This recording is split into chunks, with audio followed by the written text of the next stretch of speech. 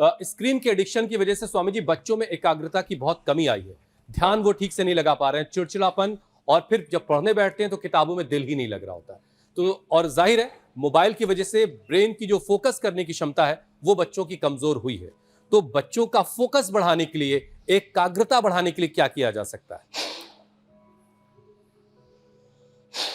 बच्चों का फोकस बढ़ाने के लिए शीर्षासन, सर्वांगासन, तेज दौड़ना, और जिनमें बहुत पावर लगती है वो पावर योगा कराओ या पावर गेम कराओ, जूडो, कराटो, कुंफू, कलरी और कुश्ती, और रस्सा दे दो, बोले चढ़ो ऊपर 10 फीट तक, 20 फीट तक। तो ऐसे जो है बच्चों को चैलेंजेस देने चाहिए। दूसरा, वेग पूर्वक ऐसे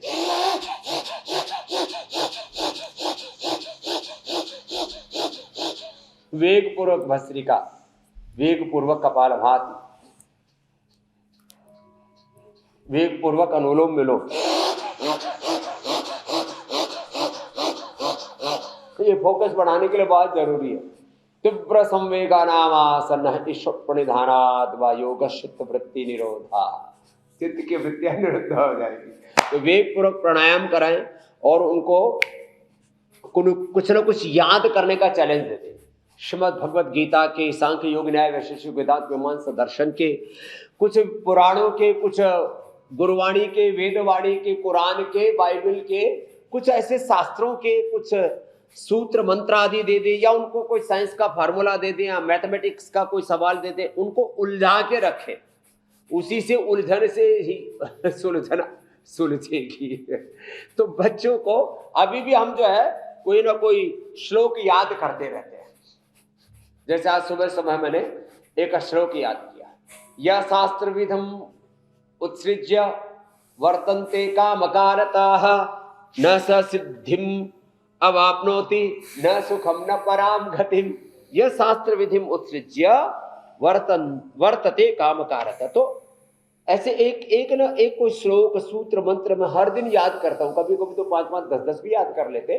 तो अपने दिल को, अपने दिमाग को, अपनी बॉडी को इंगेज करके रखना चाहिए। जो आपने कहा ना हुसैन भाई, वो फोकस बढ़ाने का तरीका है। और जिन चीजों में फोकस नहीं होता उनकी महिमा, उनके बेनिफिट, उनके फायदे बताएं। तो फिर जैसे लोगों को साइंस और मैथ, फिजिक्स, केमिस्ट्री सबसे जटिल लगते हैं, लेकिन जब आप उसमें उतरते हैं जरा से तो इतना रहस्यपूर्ण, इतना रोमांचक, इतना ज्यादा आपको रुचिकर लगने लगता है वो, अरे इसमें तो जीवन और जगत का। स्वामी जी देखिए, मेरा फोकस जो है वो घड़ी पे भी रहता है। तो ऐसे बच्चों को आपके साथ इंगेज होने के अलावा मुझे घड़ी भी देखनी रहती है कि वक्त जो है वो उसका ख्याल किया जाए। स्वामी जी एक चीज बड़ी जल्दी से आपसे मुझे जाननी है। अब देखिए इतना सारा डिजिटल एडिक्शन है, उसकी वजह से बहुत सारी बेचैनी, गुस्सा, नींद की कमी, अकेलापन, डोपामिन की कमी, क्रेविंग जैसी बहुत सारी समस्याएं हो रही हैं। अब ये जो बेचैनी है दुनिया भर की, इसमें सुकून कैसे मिलेगा और प्राणायाम कैसे सुकून देगा, कैसे मन को शांति मिलेगी? भस्त्रिका, कपालभाति, अनुलोम विलोम के साथ भ्रामरी, उद्गीत और नाम जप। ओम रामाय नमः, कृष्णाय नमः, हनुमते नमः, शिवाय नमः। ओम नमः शिवाय। ओम भूर्भुवः स्वः तत्सवितुर्वरेण्यं भर्गो देवस्य धीमहि धियो यो नः प्रचोदयात्। ओम त्र्यंबकं यजामहे सुगंधिं पुष्टिवर्धनम् उर्वारुकमिव बन्धनान् मृत्योर्मुक्षीयमामृतात्।